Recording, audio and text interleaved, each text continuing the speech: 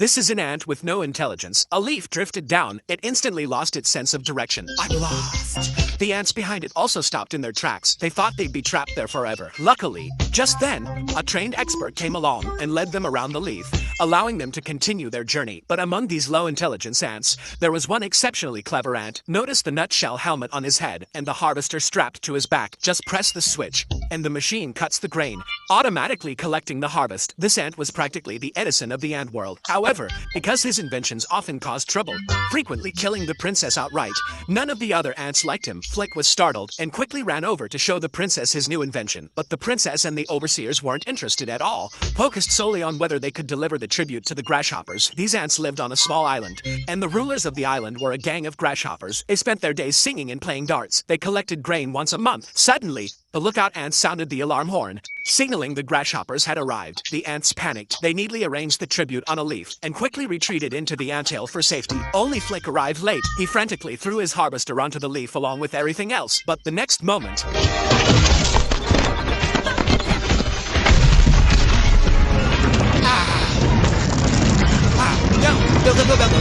all the tribute tumbled into the river. Flick tried to salvage the situation, but it was completely useless. Flick hurried back into the anthill, approached the princess, and prepared to report what happened. But before he could finish speaking,